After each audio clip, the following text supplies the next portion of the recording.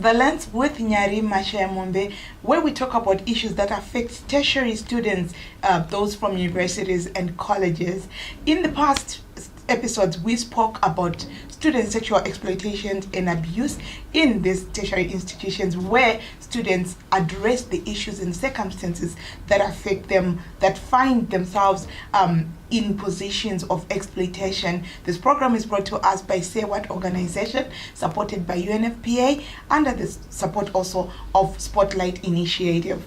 Today, we want to talk about this issue. We are digging deeper, especially with the authorities, Nyayema authorities, yakaneta in the previous episode, my students, my authorities, we feel like our treating Zedu with seriousness, we feel like Vano protector, my perpetrators are being my lecturers, and there was like, we feel like to not blame on my students, gentlemen and lady, welcome to the studio. Thank you, Nyari. Thank you for accepting the invitation to be on the hot seat. But kindly introduce yourselves as we start the show. Okay, I'm Dorothy Murasi. I'm a college authority and I'm in student affairs. Thank you, Madam Murasi. I'm Joshua Chandaoka. I'm an administrator in the university. Thank you very much for taking time to come and address some of the issues that affect our universities. Makanz kwa vana vachitaura, madam, about the issues ziri pasi pe moyo wavo. Mungada kutichi as we open up. Okay, thank you very much, Nyari. I do agree. The issue of sexual exploitation, sexual abuse is there, it's real, right. It's existing.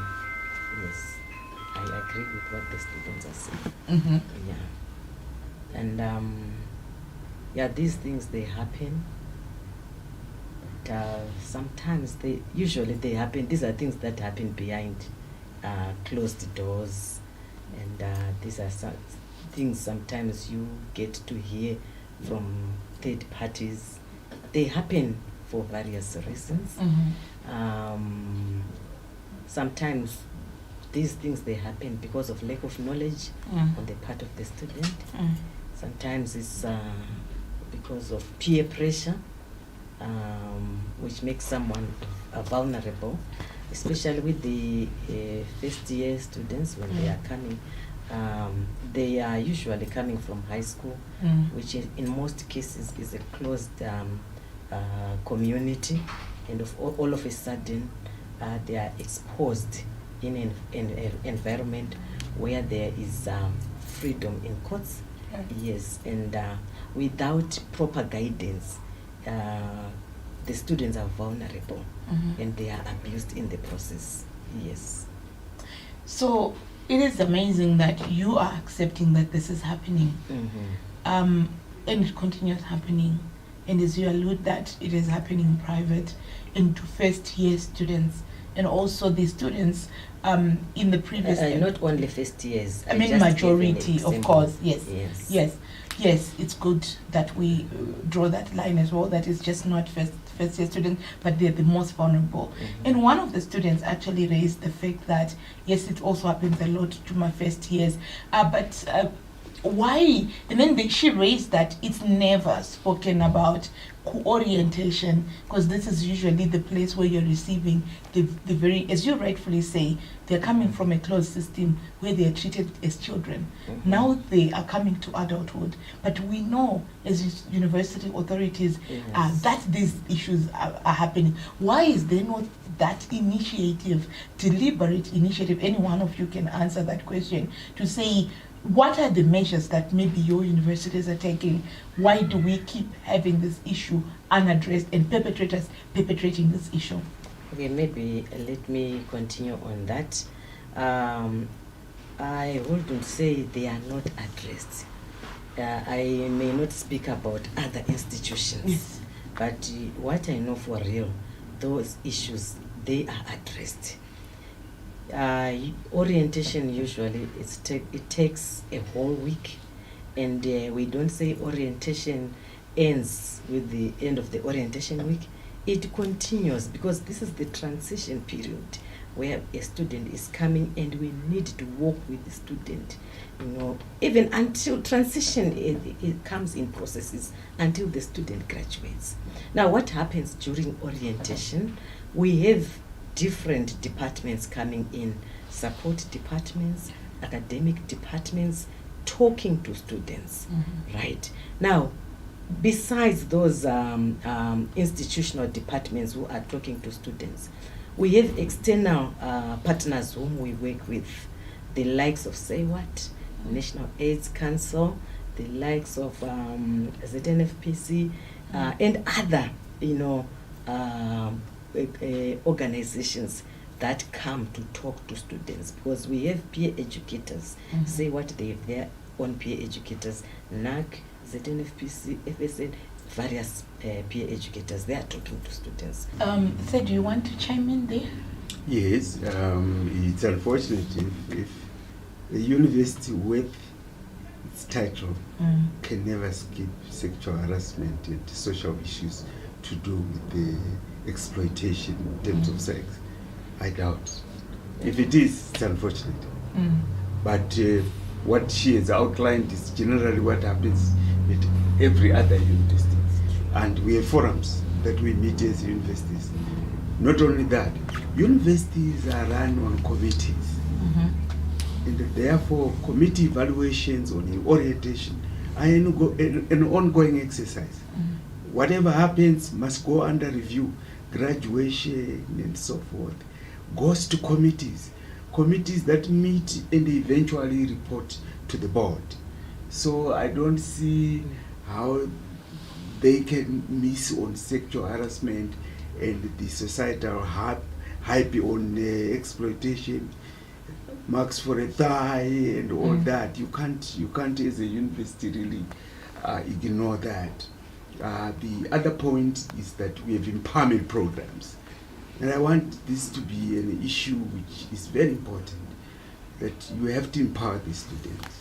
I'm not saying it's panacea, but it is very important that the students themselves take up the task of protecting themselves. It's very important. Knowledge, the issue of analysis. For example, when you do your life analysis in terms of where you are going, you should be able to sort analyze. If I do this, is that to do with my destination? If you can't do that, too bad. So what I'm saying is that there are empowerment programs that we usually discuss in the Dean's Forum, issues to do with what is happening at universities. Empowerment program become a very big issue. I'm not saying it's the all important solution. There are other solutions. But if you are not empowered and you can't protect yourself, too bad. You have to start there. So, for example, one of the universities is gender across disciplines. In many universities, you find they have modules that they take to the students. I want to particularly talk about what I've gone through as an administrator. We have a leadership course for all leaders, not just SRC.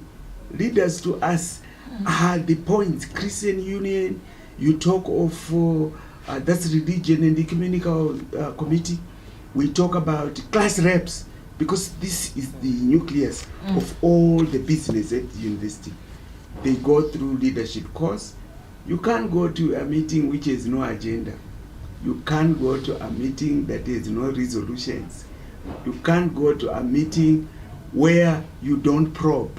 So we teach them all those skills so that they come out, so that we get to know what is happening on the ground.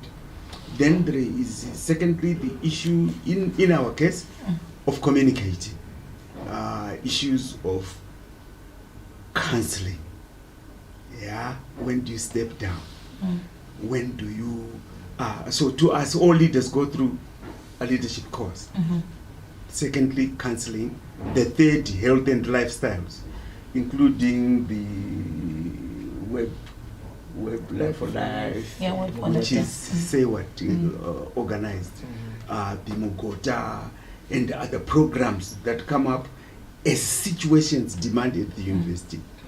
As a protection mechanism, we change our structures whenever possible as a protection mechanism. For example, the incident of absence of accommodation on campus has brought about the off-campus officer, an officer dedicated to off-campus issues. So that's a reaction of the universities to say, okay, there was the so-called senior warden, but it's not as effective as somebody who goes out and really talks to the community and say, how are you providing, what standards, what minimum standards can you meet when you provide accommodation for students? Because they are vulnerable there. This is where you have vulnerability in terms of pimping that they were talking about, issues of power play generally. You have nowhere to stay. I have the house. You can stay in my house. People call sex. You see, so those things. So I'm saying we are alive to what is happening. If we have weaknesses, it's human.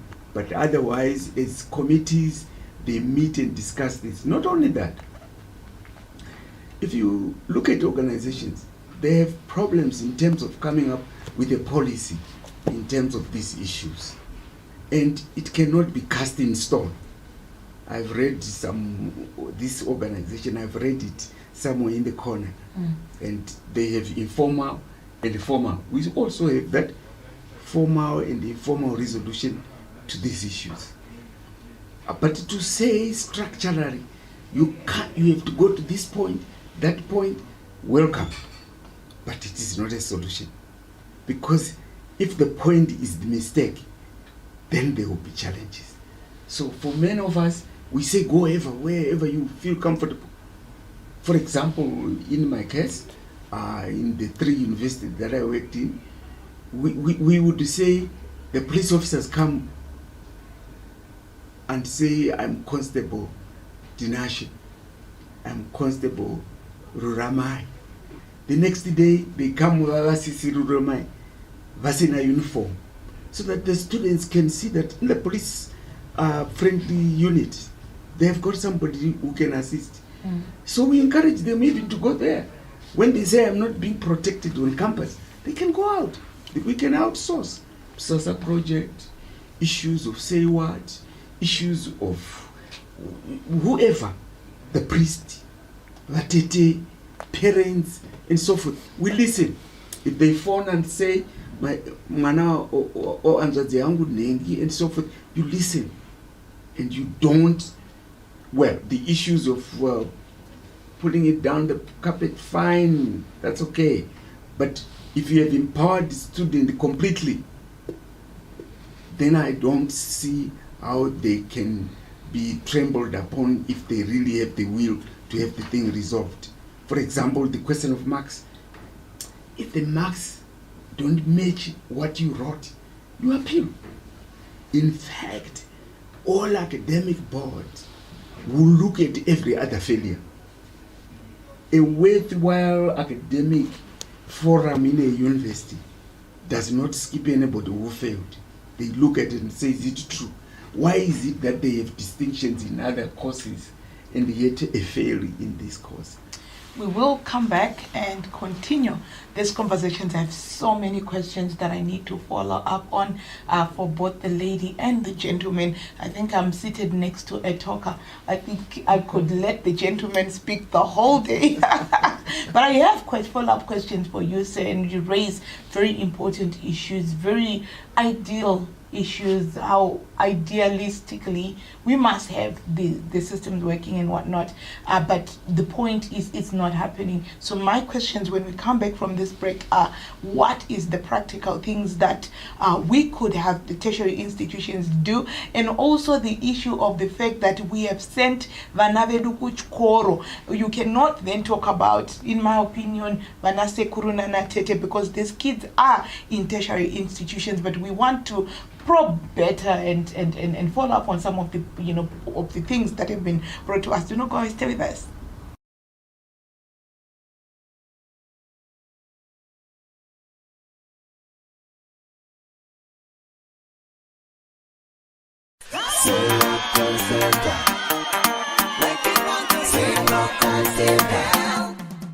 Fonera say what call center. Say what call center, money oh. Fonera say what call center. Fonera say what call center, money oh. They know what's what that you think even go. But don't have to find my son. Fonera pull out Sunday. But you know to find my son.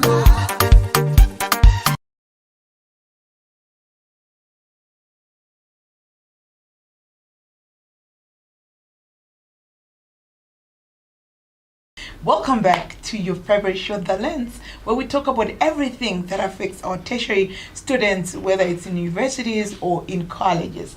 And today I have a lady and a gentleman who are talking about sexual exploitation and abuse in the system, the institutions that they come from, the institutions in Zimbabwe that are mandated in educating and giving our children tertiary education. And we are discussing, we're building from some of the things that the young people brought up that constitutes sexual exploitation. And before we went on the break, the lady has expressed how at every institution they have orientations, and part of the student bodies are part of these systems. And the gentleman spoke about some of the structures that are there, what the students are taught. At the end of the day, gentlemen and lady, the students are saying it's inadequate. Say, before I come to you, I want to go back to the lady. I want you to be thinking about, you spoke about all the measures that are there, all the systems that are there, but are you evaluating their impact? You are here, none of you said, yeah, it's critica, sexual exploitation, it's critica. What is it that we're not doing right? And we heard the students saying they feel like their issues are not taken seriously, ma'am, when they bring beyond the orientation. Hanzi never not kaunza zvonzi nema students vanoda zvinhu mimi. Mwana akaenda kanorepwa akaunza nyaya ari kunzi zvoni munoda zvinhu stereki mimi. Zviri kuti zvarezwa nyaya yekuprotecta abenyu vamamaterials vamwana vabva vati sometimes the perpetrator anowirirana nekwauri kufanira unorepota. The whole system iripo. What is there for the students over and above what we have that we've heard? Kuti it will be said reality kuti kana pasina sexual exploitation mapolisi nini asitodazopinda mazviri. But zviri kunzi zviri kuitika ma'am, are you taking time to evaluate kuti zvatinazvo zviri kushanda here? Mataura imi mukati vana vanenge vari part of, but pane mwana atotaura kuti hazvimo munhankiro munogona kuunza all these people, but imimi kana because ndiminovainvita kakuti weimutaura nezvakati weimutaura nezvakati, there is a call by the students kuti nyatsoti muprogram munyatsotodedicata time irikutaura nezve sexual exploitation, because kungounza maorganization may not necessarily translate to the issue being discussed. Okay. Yeah, like I said, the program is not only for the externals who are coming, but it is starting with the institution per se, the college authorities per se. And we have the Dean of Students who is talking to students. And within his address, he is focusing on that. We also have the coordinators for campus life. They are talking about it again. And we have the student health, where we have the clinic, the sister in charge is also focusing on those issues. And above all, there is what is called the Vice Chancellor's address, where at the end of all the processes, the Vice Chancellor must address the students, welcome the students to the university. And in his address, that component again, it is there. Why maybe students might say those things are not working. From our evaluation, we are saying probably when orientation is taking place, the students are just coming in, they are settling down. For some, they still have a lot of things to put together. It's a transition process which is ongoing. It doesn't end with the orientation week per se. There are other activities that are coming in, planned activities that are coming in. Let me use an example of the institution where I am coming from, where we have requested from the administrators committee that let's have at least 15 minutes at the beginning of lectures where the dean of students can go in, where the sister in charge can go in, where the coordinator for campus life or for off-campus life can go in and talk to students about, those topical issues. We keep our ears on the ground to hear what is happening, the issue of blessers, the issue of semester marriages, the issues of utsotswa. Those issues, we listen to them and we talk about those issues. Yes. And on at their institution, which is I think the only one doing it now, they call parents during orientation. Yes. The parents come. So maybe this can be one of the, because I'm hearing, because also I do know that while we spoke to students, they may come from different universities and you are definitely probably representing, I don't know whether one of the students was, some of the students who brought up some issues probably are not coming from your institution, but definitely, as you alluded, that even with that, it continues happening. I just wanted to find that this is quite a good model, maybe that other institutions can actually learn from. But I would also pause it and say that, ma'am, do you, maybe at the end of the year, do you do a reflection and a review of some of the things that you maybe the topics that you pushed with with all the platforms, and then say, to what extent did we push this issue? Do you measure? Do you have monitoring evaluation for all the issues that, including the issue of sexual exploitation and abuse? Maybe especially, I just want you to respond to it, madam, because you seem to have this to say, at the end of the year, murku evaluate. Okay. What we do, we don't wait until the end of the year, because we have an orientation committee which have got diarized meetings that take place. Yes. Say we do our orientation in August. We have 3 diarized meetings. We have a pre-planning meeting that we do, 2 meetings that we do. Then after that, a month or 2 months later, we do an evaluation meeting where we are talking about these things, where we talk about how we need to do things differently. Yes, and some issues coming in. As much as we want to do these things and achieve results again, there are also budgetary constraints coming in, where sometimes we lack resources to put into place some of the activities that we would have planned. So issues of funding, issues of budgets, that's an inhibiting factor. However, you have people within your institutions. No matter what I have 15 minutes. My question is, because you lumped it up and said, focus on all issues.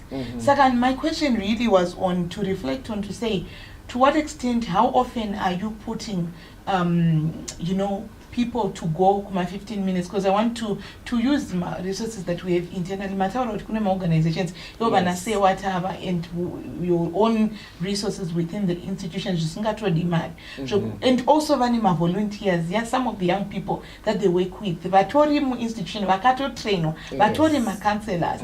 Maybe we may not necessarily need extra money because as the institution, because minimum resources are more. So my question, maybe something that you may reflect on, is to say, to what extent did we specifically address sexual exploitation and abuse, and then maybe say, how can we improve? Because I know orientation, as you rightfully say, ignore sexual until until the next story next. So maybe what you're raising is which is very critical, is frequent and periodic revisits of some of the things even orientation say mukatum, and then evaluating across all ma-courses enyu vana venyu kuti okay because ndozoti modela ma-thousands of students Exactly. you know, so just really working on a matrix to say tavasvikira zvakadini because tanzwa apa kuti vamwe havatouyi orientation yamati ore havatouyi pamwe ari kumhanya zvataura zvozvoti ane excitement yekuyo chikoro pamwe ari kutisanganisa mari ari kudini but he needed to jump in. You may jump in. Failures are seen. I'm trying to talk about how it seems to fail. Yes. So that we address that. There's the issue of withdrawal by the student. Yes. So from where we stand, institution I come from, you don't withdraw. You withdraw at student disciplinary committee level. Okay. You go and withdraw there. As There's no withdrawal. Yes. Yes. And withdraw. No teachers were mangwan. Yes. So go and withdraw at the court. Okay. That's what we have But done. how many cases have been taken to the court? I mean, if we can be practical. So if we're saying, Mbanavedu, this is a rampant issue. But let me point out how it seems like it's a failure. When that happens, when you withdraw, you have no complainant. So it stops there. And the others are looking I at it. absolutely understand. Just hold it. And the others are looking at it and they think it never happened. But there's no complainant to take the case forward. And also... My question was, mati amukuvumidzi mwana kuwithdraw. Saka in the initial stage there was there was a complainant. Yes. The person who came, and then you said you can't withdraw. You need to withdraw at the court. So that process already it's encouraging. Kuti wamboya reporter. That means yakaitika nyaya. Iwo wakuda withdraw, no we won't allow you. Saka pa No, we allow you. No, withdraw. Says, Madam, we allow you. To withdraw. But at a certain stage. You are allowed to withdraw. Stage ya reporter. Stage yekuripota imimati azviende kuoffice kwadhini yoperera ikoko. We are saying no. That is exactly what I'm following up. Pamati mimi mwana hasi kuzobvunzwa withdraw kana isati yasvika kwadhini anditi yosvika kwadhini mati kwadhini kasvika aito withdraw inozo withdraw madenga nditi if I understood you. Saka ndikuti then that means tine number of cases of vana vari kutombo report. Ndosaka ndikuti maybe we can reflect and say to what extent are students reporting? There is law. It's law. As far as I know, as I interact with my colleagues, it's law. But there is also the issue of, and I want you to note this, that sometimes, and many a times, the sweetheart relationship, when it drops down to rejection, becomes the sexual harassment. Are you telling me that students are not necessarily being exploited, but they are participating legally, and then also Daku reporter when it's sour grapes? That's one observation, including NEMA landlords, for example. You see all those things where it was sweet going, but when a competitor came and they was dropped or something like that, then it becomes harassment. Is it also possible that maybe yakatotanga harassment munhu akasungo participate wongoti what is there to lose kana baba ndatorara navo, and then of course ozoti akuda kurambwa nababa yako pamwe baba yako akazoti ngatidanani, and then vakumudropa ndopa azoti aiwa but wakambotangwa ndiexploita iwewe ukati ngatichidanane ndikazoparticipata mukudana waudondidropa because takambodanana kuti uchikontinya unopepetuta mumwe mwana. I've gone through 2 cases like that where it was rape for a start, reported by a friend, that my friend told me that they were raped. This is a third party reporting, and we accept that. And we say, okay, let's proceed. Okay? And the student comes and says, I'm okay. 1 year down the line, when the sweetheart relationship is gone, comes back and says, that was true, sir. We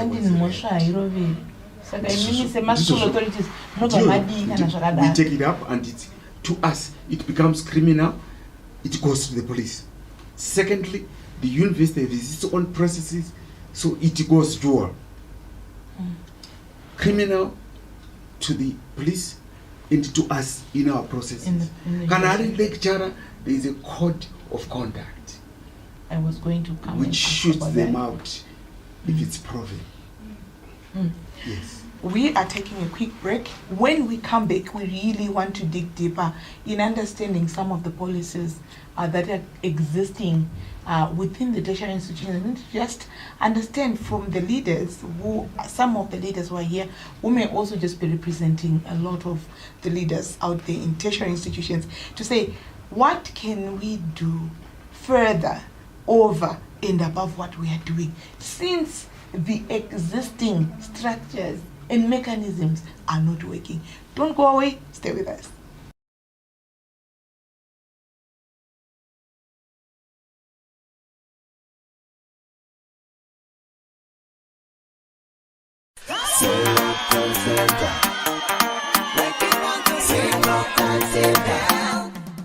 Fonera say what go center. Say what go center, mommy. Fonera say what go center. Fonera say what go center, mommy. You know what you mentioned the giver go. But don't have from Masano. Fonera pula usanye. But you know what kufanya Masano.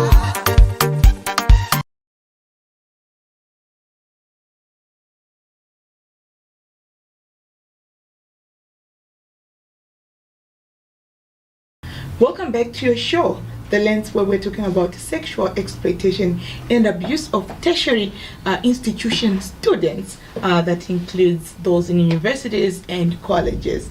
And we have been touching on a lot of issues. We're hearing universities and colleges actually telling us that they do have a number of mechanisms that have been put in place to talk about sexual exploitation and abuse, to educate students on what to do. And I keep ndakatsika giya rekubvunza kuti koseiko zvinhu izvi zvisiri kushanda, zvinhu zvatakaisa. Well, I can't say hazvisi kushanda, maybe mungatiudza as a way of update, but chandingade kuti ndinzwe from you ndechekuti mauniversities ane policy here ye-sexual exploitation and abuse yema-students.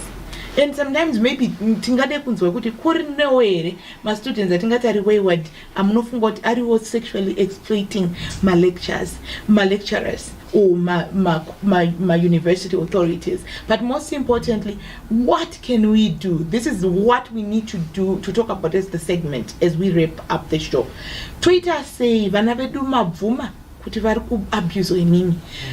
Twitter say kuma tertiary institutions. Twitter say manyatso dedemura ma as an administrator, but I feel like as an administrator zvinhu zvenyu zviri pabeba. How do we make it live to the student kuti tinzwe kuti mwana wedu ari protected, even those that are wayward, kuti vatoita protected, because vamwe vacho vanonoka kumachiwa the nationally mwana anomachiwa at 18 anzi akura. Vakawanda vacho vari kupinda mauniversities vati above 18 tikuti mature person, but ari kubehave zvisiri mature. Tobatsira vana vasei, but ndiwo mibvunzo yangu.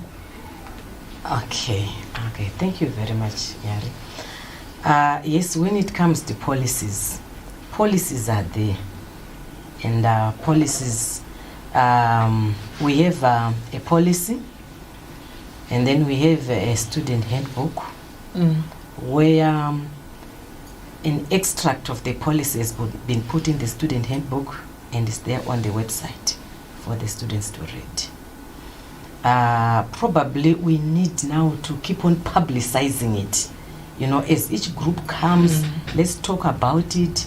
Let our peer educators make noise about it, so that new students are very much aware about that policy. And we also need to encourage students to have a culture of visiting the website and, you know, reading the policies on the website. We also have an ordinance, Ordinance 4 of 2001, which protects students on these issues. Yes. Now, besides the policy as it were, we are looking at a situation where in student development we have a component of life skills, where we impart life skills to students, and it's not only the responsibility of the institution imparting life skills to students alone, because remember I've also talked about the issue of limitations. But we have our partners, the likes of Say What. They have a vibrant life skills component which they come with, educating our students, training our students using participatory methodologies. Because when we talk of life skills, it's different from standing in front of a class and lecturing students about life skills. It's about participating. But these are workshops not all students are able to attend. And these are workshops that are done during the weekend. That's where, if you remember, when I said, the issue of resources, we are not only looking at money, but we are looking at time and space on the academic calendar. Let those things be slotted in. But those things now, they are put at the periphery. When you say, I want to do a life skills workshop, or Say What is coming with a life skills workshop, they say not on the academic calendar, because we want to teach and we want to make sure that we complete the syllabus, the contact hours, and we give our students examinations. So those things that are done during the weekend, Saturday and Sunday. There are factors, variables that affect, effective implementation of those activities during the weekend. We have students who have been doing their studies throughout the week. During the weekend, they have other, issues that they want to do. They want to do their cleaning. They want to go home and replenish their themselves. Yes, they want to go to churches. They want to just to refresh. So not everyone can attend during the weekends. So those who don't attend, they miss. And when they miss those things, they are going to say those things are not happening. But how can you know about those things when you don't give yourself time to come and attend? But it is only those students who attend. And usually, the cohort of students who attend, if NAC is coming, you see the same students. If Say What is coming, you see the same students. If FSN is coming, you see the same students. So we are saying there's need for an attitudinal change amongst the students. Is it also possible, Mataura, could maybe including more curriculum? Could iwewe kuti ugozonzi maybe first year chaimo especially mu first year kuti it ceases to be about voluntary, because voluntary ndo yatiri kuona kuti zvikune kuti usually maybe you find kuti vanoda kuya ndo vari kuma social sciences vagara vari inclined to tikazobva panapa titogara tinge tiri, so maybe their motivation could be kuti anditogara ndiri musystem ndokutotsvaga basa ndokutotsvaga macontacts anditika ndokutodzidza more. But how do we make it mandatory? Like, since we are seeing it's a very critical issue, tataura nyaya police. Kana ndiri kubvunza police in the police ndiri kuibvunzira pakuti how often are we reflecting or reviewing our policies and their effectiveness to curb some of the things zvamuri kutotaura zvekuti vamwe havauyi. It's the same faces. Dzinoenda uko. But we see that this is critical for everyone. Yes, that's true. Now, talking about the curriculum. Yeah, the curriculum is the courses that deal with that. But like I said, it's different presenting a lecture and facilitating a process. University kuva creative about this issue. Yakasiyana muchidila nekuti the usual academic. But this affects me and my personal life. Maybe I could deliver exactly that, but kungeri pa syllabus.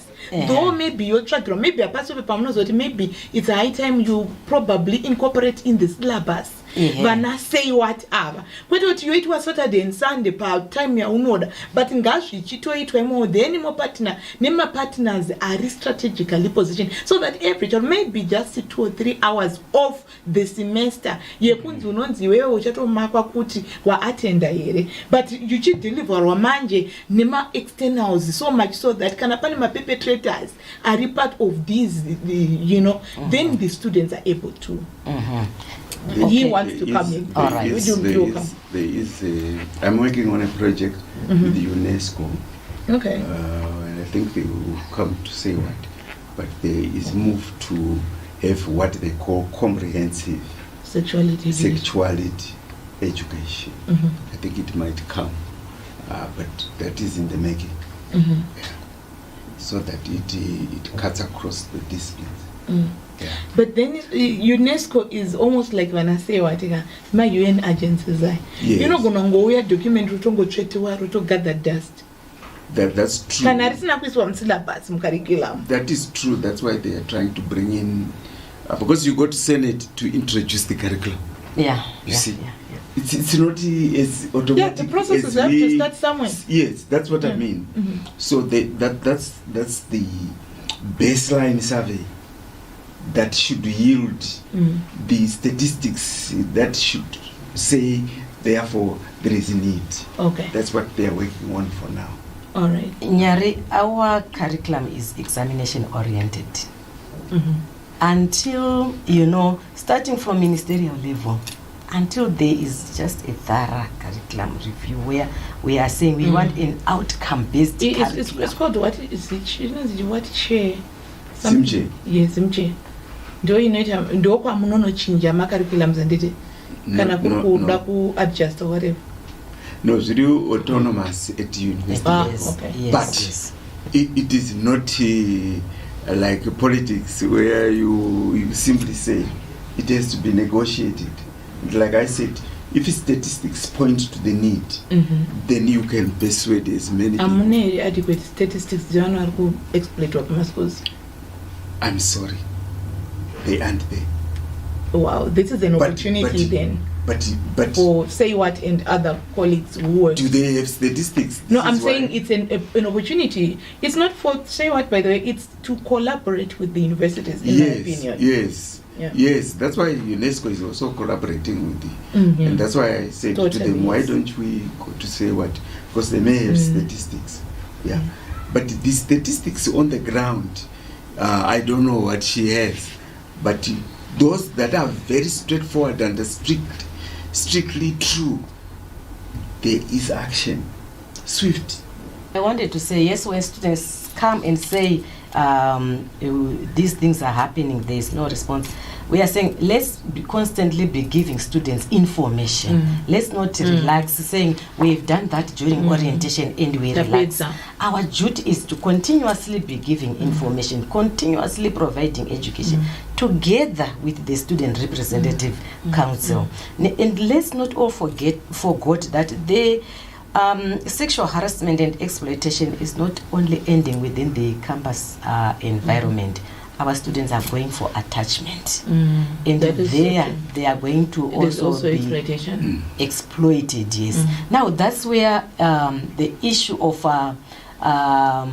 comprehensive sexual education and life skills is coming, because we want to empower the student with the weaponry as it were, so that when we are there, when he or she is there, where we are not, the student is already empowered. The student is assertive. They can say no. They know the referral points where they can go to. Maybe that's also another before they opportunity. go for attachment, we have what is called pre-industrial orientation, right, where we talk to them about these issues. We have a topic called ethics at the workplace, where they are even given scenarios of what happens out there, and they are requested to report. And I can say where I am coming from, we have had two cases of sexual exploitation that happened at the workplace. One was of a lecturer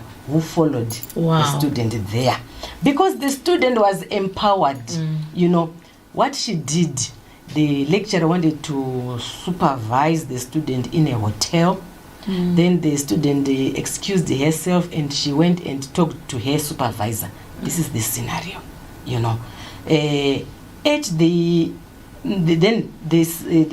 supervisor, you know, told the student, you know, to refuse, to be adamant, to stand her ground. The student refused. When they finished assessing the students, the supervisor called the coordinator of the team, and she told him point blank what had happened. So there was no way they were going to brush it under the carpet. The student supervisor wrote a report. The student wrote a report, and the coordinator, when he came, he reported to the chairperson. It was reported to the dean of students. It went for a hearing, a full staff disciplinary hearing before a judge. They brought their lawyers. We also went there to testify. The lecture was dismissed. Now the other one was a boss, the student's immediate supervisor at the workplace. This is what happened. Now, when we do life skills, we always say to that issue of in loco parentis, the student was saying, I totally agree with that. You know, relationships must be professional. Right. The issue of saying mrora, mkwasha, what is another way of perpetrating those things. So the student was at the workplace, the supervisor and the student, the supervisor's wife had the same totem with the student, and they used to say, and he wanted to start doing things, you know. When that happened, the student went home because the parents had attended parent orientation. They were talking to the student on issues that were happening at the workplace. That issue came out. The parents called the university. We came here in Harare. We investigated that and we brought it to the attention of the employers. The employers. But what we did was to remove our student from that place, and she was put somewhere else. So these things, they are happening, but we need to fully equip our students with life skills. I think what I'm hearing, madam, is a total need for vigilance from school authorities. And this is exactly what the university students were asking for in the previous episodes, to say we lack authorities who take us seriously. We lack authorities who take us, who really take time to say we are packing our bags and we are going to Harare to follow our student and to investigate. Kuti zvakafamba sei zvikadini. Vanhu vakawanda, they will be just like, tingazotadza some of my students kuenda ipapo. But I think the diligence and the due diligence to listen to the students is what this nation needs. Exactly. And this is what I think is part of what will stop sexual exploitation. Ladies and gentlemen, we've gone over time. I would want to just hear you maybe share your final thoughts about this matter, but for me, I just want to challenge you all to review your policies frequently, as well as to make to put an M&E monitoring and evaluation in as far as making sure that this is embedded in the actual curriculum, as well as making sure that you reflect on yourselves to say to what extent at the end of semester or whatever, how much time did we speak about sexual exploitation? How much are we dedicating, since we now know that it's not every student who wants to go to be told about these things? How are we putting it into the curriculum and making sure that every student has access to it? It's an unpleasant situation. It's an unpleasant topic, but as duty bearers, how are you making sure that they know about this as we end? Empowerment of students, very necessary, so that they can block, so that they can report without any hesitation. Empowerment of staff, because sometimes we need to be reminded that you don't chase away students. Then if you can't do this job, just quit.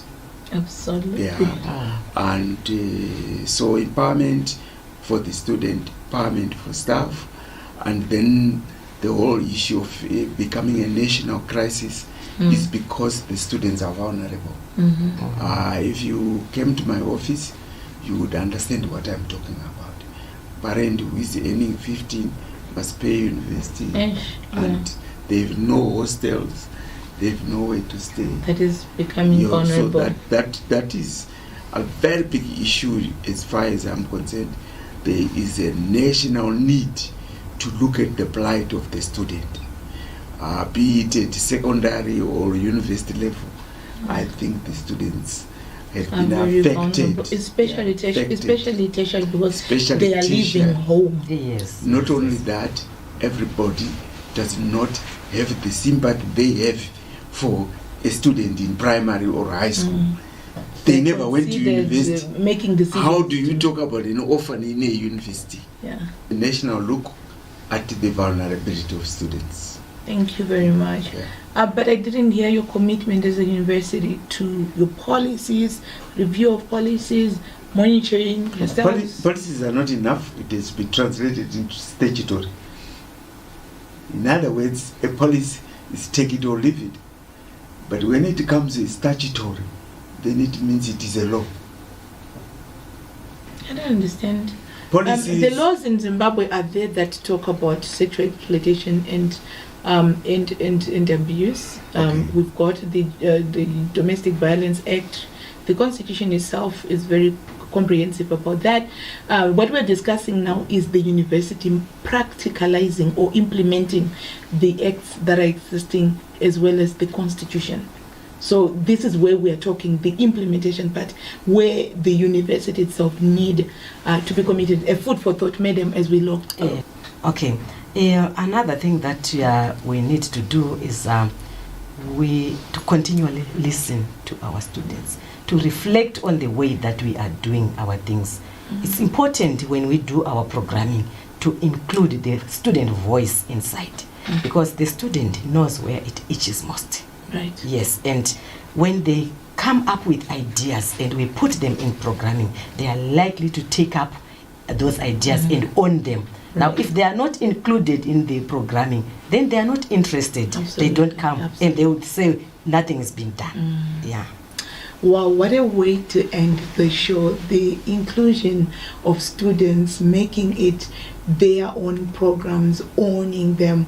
I think I could never say it any better. I would say, and I would end by saying, I think we need the implementation of policies, review of policies, making sure that sexual exploitation and abuse of students is something that everybody talks about. It's something that every student must be made to talk about, to listen, to learn about. Guys, it was nice having these school authorities, it's university or tertiary institution authorities come here and discuss issues of sexual exploitation. We really appreciate this. Guys, this was Say What organization bringing us this program, as well as UNFPA and the Spotlight Initiative. Until next time, have a good one.